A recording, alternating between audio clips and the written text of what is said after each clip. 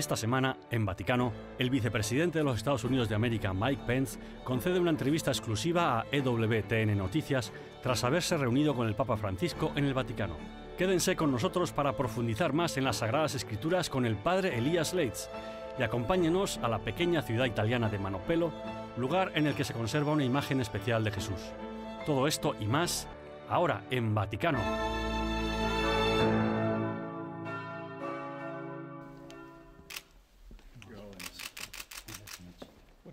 El 24 de enero, el Papa Francisco recibió al vicepresidente de los Estados Unidos de América, Mike Pence, en el Palacio Apostólico del Vaticano. Ha sido un gran privilegio para mí, una especial alegría compartir un tiempo con el Papa Francisco y poder hacerlo en un día en el que literalmente cientos de miles de estadounidenses, incluyendo muchos católicos, están reunidos en nuestro National Mall en Washington, D.C., defendiendo el derecho a la vida. Escuchar su pasión por lo sagrado de la vida, saber que los obispos americanos pudieron reunirse con él este mismo mes y hablar de su determinación por ver a la Iglesia de los Estados Unidos continuar defendiendo sin excusas lo sagrado de la vida humana, como siempre ha hecho, ha sido un gran privilegio. ¿Cómo puede el gobierno de los Estados Unidos trabajar junto con la Santa Sede para promover en todo el mundo el sagrado valor de la vida y luchar contra el aborto, así como contra la eutanasia? Bueno, creo que la Iglesia de los Estados Unidos ha sido un baluarte en el movimiento del derecho a la vida desde que Roe vs. Wade fue adoptado por primera vez por nuestra Corte Suprema en 1973. Diría que continuar educando a los jóvenes sobre el derecho inalienable a la vida y el hecho de que cada niño es un regalo de Dios ha sido la contribución de la Iglesia a esta causa, y la verdad es que en los Estados Unidos vemos cada vez más jóvenes abrazando el derecho a la vida. Los números van aumentando y sé que la Iglesia está jugando un papel crucial en ello, del mismo modo que confío que continuará haciéndolo hasta que alcancemos ese día en el que lo sagrado de la vida sea restituido en el corazón de la ley americana y podamos llevar ese mensaje a todo el mundo. Usted mismo ha participado en muchas marchas por la vida. Ahora bien, señor vicepresidente, ¿cómo es que también usted se ha tomado esto como una especie de campaña personal? Bueno, tanto para mi esposa como para mí, predicar públicamente con nuestro ejemplo es una vocación, es una respuesta consecuente a nuestras convicciones, una llamada de nuestra fe. Ambos consideramos que es el asunto moral más apremiante de nuestro tiempo. Volviendo a su reunión con el Papa Francisco de hoy, ¿hablaron de las tensiones entre los Estados Unidos e Irán? Porque él sí que lo ha mencionado y ha invitado a ambas partes a dialogar. Today in my discussions with Pope Francis, we spoke about a number of issues. En esas conversaciones que hoy he mantenido con el Papa Francisco, hemos hablado de diversos asuntos, incluyendo la gran preocupación que el Santo Padre tiene por las minorías cristianas y religiosas de Irak y de toda la llanura de Nínive. Le dije al Papa que nos sentimos muy orgullosos de colaborar con muchas organizaciones benéficas católicas a la vez que trabajamos en la reconstrucción de las comunidades cristianas que fueron tan devastadas por el ISIS y toda la acción terrorista acaecida en la región a lo largo de estos últimos años. De hecho, nos llegamos a asociar con los Caballeros de Colón y otras organizaciones de la región para hacer posible que esas comunidades cristianas regresen y tengan comunidades vivas, no solo cristianas, sino también yazidis. Y el Papa compartió conmigo su gran interés por el tema de la persecución religiosa y por las minorías religiosas en todo el Oriente Medio. En ese momento también hablamos de Venezuela. El Papa Francisco es hijo de Sudamérica y queríamos entender mejor su visión sobre cómo podemos trabajar juntos como comunidad global para ayudar a restaurar la democracia para el pueblo como el venezolano. Pedí consejo al Papa Francisco sobre cómo podemos trabajar más estrechamente con él y con la Iglesia de Venezuela de América Central y del Sur para así poder ejercer una presión real desde la base que haga posible que el pueblo venezolano tenga un renacimiento a la libertad.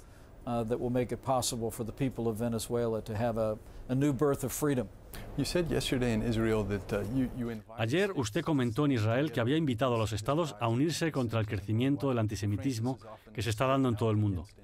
También el Papa Francisco ha hablado a menudo en contra del antisemitismo. ¿Cómo considera que los Estados Unidos, Europa y el mundo podrían dar pasos concretos contra el antisemitismo?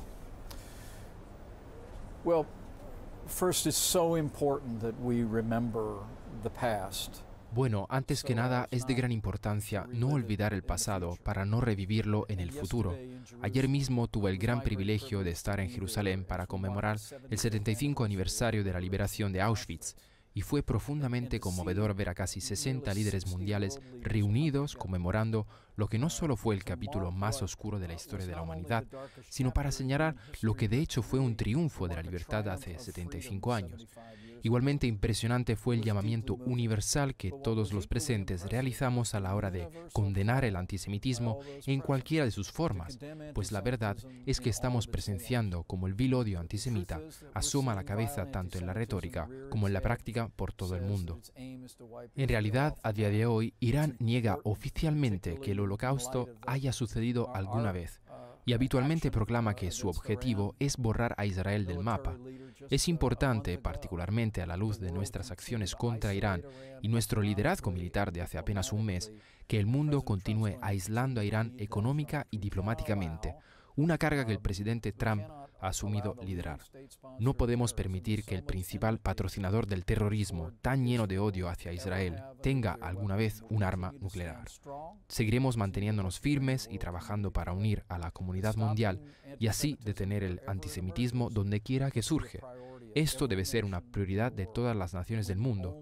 Basta con mirar ese oscuro capítulo de hace 75 años para saber lo peligroso que es el antisemitismo y cómo a estas alturas es un imperativo moral que se condene y se rechace donde quiera que se exprese.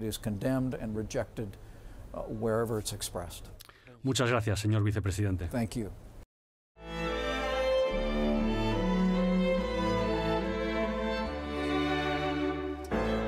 En breves instantes regresamos con más en Vaticano.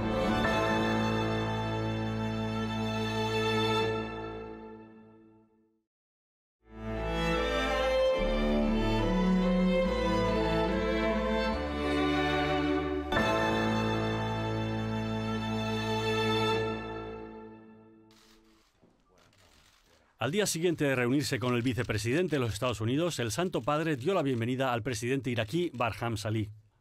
El presidente y el pontífice hablaron en privado durante unos 30 minutos. El diálogo se centró en los desafíos que su país afronta actualmente y la importancia de preservar la histórica presencia de los cristianos en el mismo. El Papa Francisco subrayó la necesidad de garantizar a los cristianos seguridad y un lugar en el futuro de Irak. En los últimos 10 años, debido a las continuas tensiones y conflictos y al terrorismo del ISIS, la población de cristianos en Irak ha disminuido de 1 millón y ahora solo quedan menos de 200.000.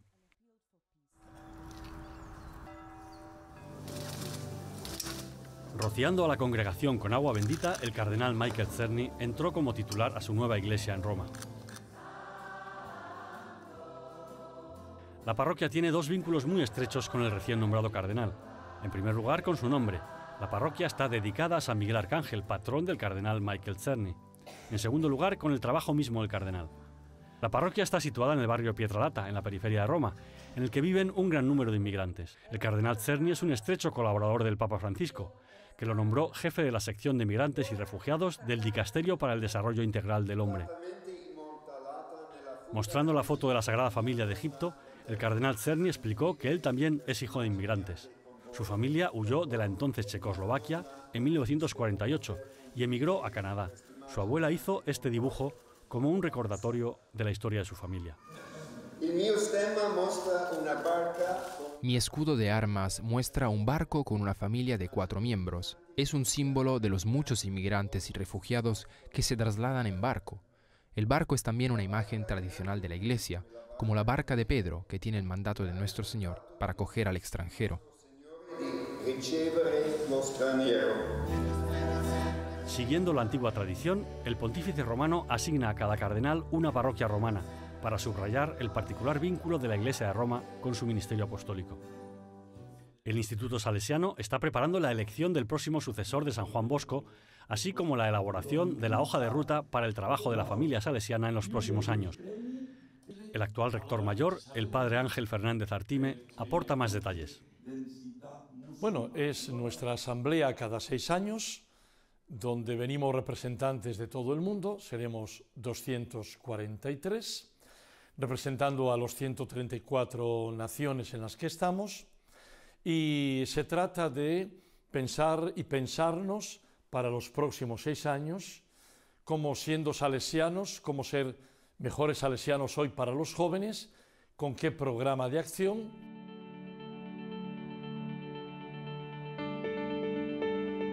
La pastoral juvenil está en la identidad de cada salesiano. Las estructuras educativas salesianas sirven a unos 940.000 estudiantes por todo el mundo. El sueño de San Juan Bosco, el apóstol de los jóvenes, era comprometerlos y educarlos.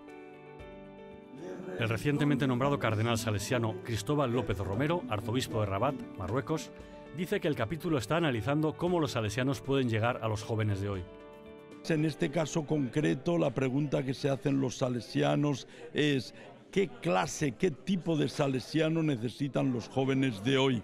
Y eso es importante porque podríamos estar dando respuestas a preguntas que nadie se hace. Entonces tenemos que ver cuáles son las preguntas, los problemas que los jóvenes se ponen para poder dar una respuesta adecuada.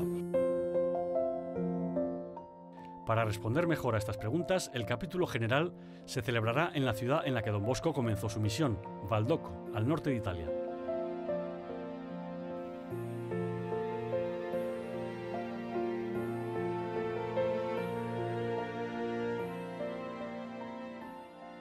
Allí están nuestros orígenes, está la capillita donde comenzó Don Bosco el primer oratorio, está la pequeñita iglesia de San Francisco de Sales, donde comenzaron los primeros salesianos, está la hermosa y significativa Basílica de María Auxiliadora, está el mismo patio donde jugaban los muchachos, es decir, ahí maduró Don Bosco también como fundador, como creador de sueños para los jóvenes. El capítulo general de los salesianos se reunirá del 16 de febrero al 4 de abril.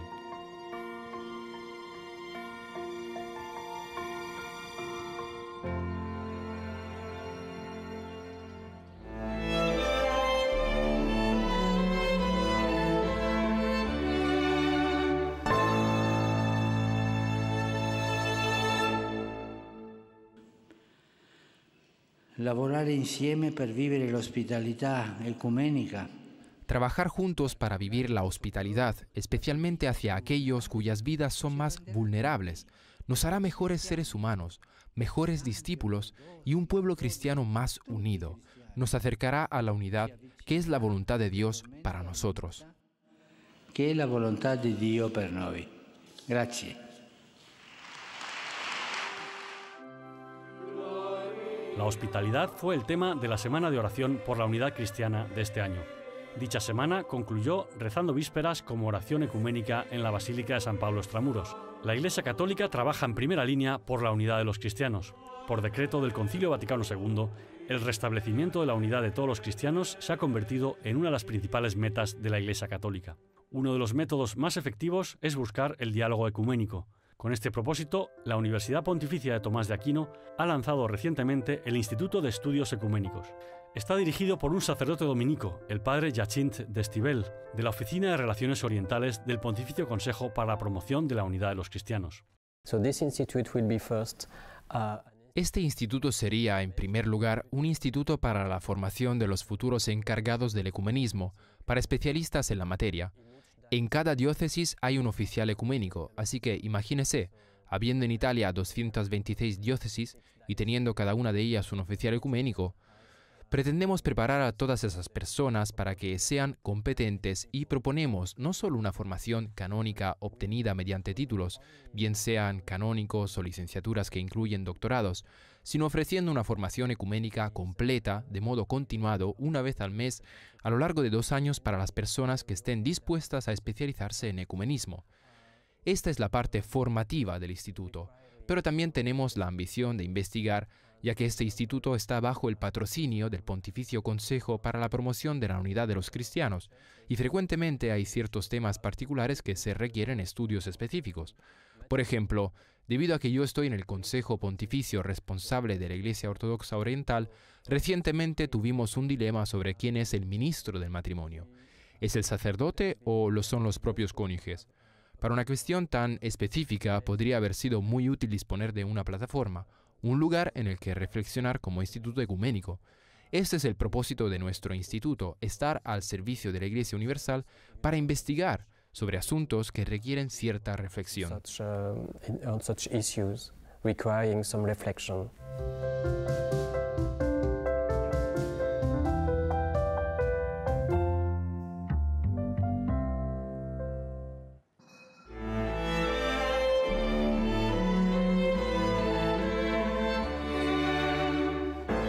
Tras una breve pausa, volveremos con más sobre el Vaticano.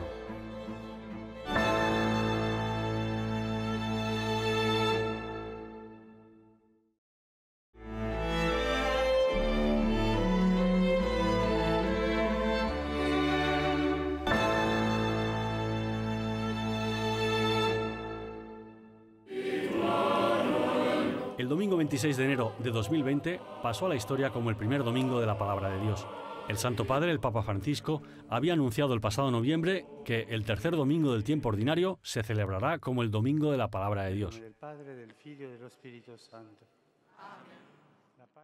You begin reading the written word by being like the written word, which means being silent. El padre Elias Leitz, colaborador de la EWTN de los Países Bajos, nos ayuda a profundizar en la comprensión de las Sagradas Escrituras. Lectio Sancti Evangelii secundum Matteo. And it's very important that you never see the scripture as something that is given as a... Es muy importante que nunca veas las Escrituras como algo dado, como algo que inmediatamente te hace ver qué creer y qué hacer. Es algo que debes digerir. Es algo que se te da, de modo que a poco irás comprendiendo lo que Dios te llama a hacer. ¿Qué tipo de proceso debemos seguir? ¿Cómo podremos aplicar este particular domingo a la palabra de Dios? Es la palabra personal de un Dios personal, pero este Dios necesita de mi compromiso para darle a su palabra su significado pleno y definitivo.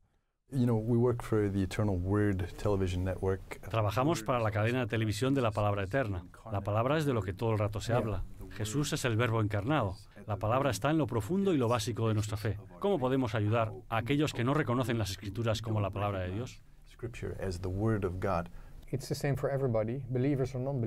Es igual para todos, creyentes y no creyentes. En primer lugar, uno debe encontrar en sí mismo la sed de Dios. ¿Quiero averiguar si Dios existe o no? Pues empecemos por el silencio para después rezar, ofrecer tu alma, tus deseos y tu sed, tus alegrías y tus problemas. Le ofreces a Dios todo y dices, quiero entender lo que está escrito ahí. ¿Qué me quieres decir? Es algo que se escribió hace mucho tiempo, pero ¿qué significa hoy para mí en este preciso instante? What do you mean? This has been written a long time ago. What does it mean today for me, in this very moment? La primera mitad de la misa se dedica básicamente a la liturgia de la palabra, lo que demuestra lo esencial que es antes de la Eucaristía. ¿Por qué es esto así? Antes de recibir lo que no podemos comprender, debemos intentar comprender. Es por ello que la primera mitad de la misa es básicamente una preparación a través de la comprensión de la palabra, una preparación para recibir lo incomprensible que es la Eucaristía. De manera que empiezo con todo lo que realmente puedo reconocer por mí mismo, como que soy un pecador, que he obrado mal. Es probablemente lo más sencillo de nuestra fe, y tras haber empezado por allí, lo trascendemos. Luego viene la palabra de Dios, el Antiguo Testamento, las cartas de San Pablo y el Evangelio. Ahí ya se encuentra realmente la persona de Cristo para finalmente darse el verdadero misterio de la sabiduría de Dios encarnado, la Eucaristía. Está encarnado y por lo tanto está allí. Está ahí más que cualquier otra cosa. Nadie está presente como Cristo en la Eucaristía, pero algo así ha de ser recibido, no podemos comprenderlo. Y sin embargo, antes de poder recibirlo, debo entender lo que no puedo comprender.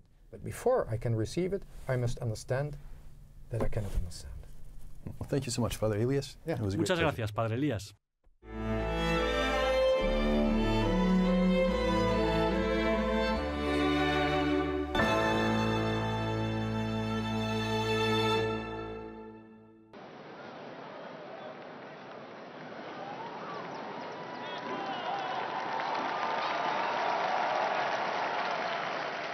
El segundo domingo después de la Epifanía, durante el discurso del Ángelus del domingo Omnis Terra, el Papa Francisco nos invitó a todos a contemplar el santo rostro de Cristo. Contemplemos con nuestros ojos, pero más aún con nuestros corazones, y dejémonos inspirar por el Espíritu Santo que desde dentro nos dice, es Él, es el Hijo de Dios hecho Cordero, inmolado por amor. Immolato per amore. En el año 1208, el Papa Inocencio III realizó una procesión con la reliquia de la Santa Faz de Jesús desde la Basílica de San Pedro hasta la cercana iglesia del Santo Espíritu de Sasia. Se cree que muchos peregrinos viajaban a Roma exclusivamente para ser testigos de la verdadera imagen de Jesús en el velo de la Verónica.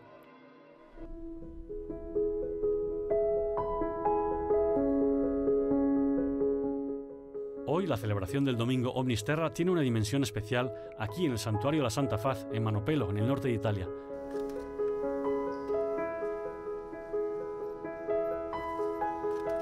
La tradición sostiene que el santuario es ahora el que conserva la imagen del rostro de Cristo.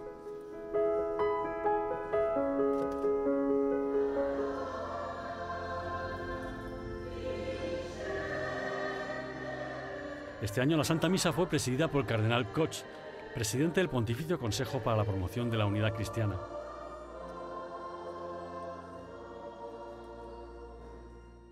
I'm very touched that many people are here and have a devotion. Me conmueve el hecho de que tanta gente esté aquí y tenga devoción a esta imagen, a este icono del santo rostro de Jesucristo, de Dios. Creo que tienen la sensación de estar cerca de Dios. Esa es para mí también personalmente la experiencia más hermosa. This is for me the most beautiful experience, also for me personally. En su homilía, el cardenal reflexionó sobre el misterio de la encarnación del Dios invisible.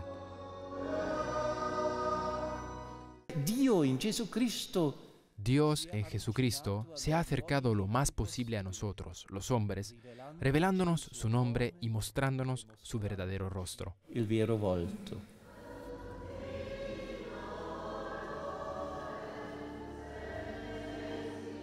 Tras la misa, el cardenal encabezó la procesión con la reliquia de la Santa Faz e impartió la bendición solemne. Così vi benedica Dio Onnipotente, Padre, Figlio e Spirito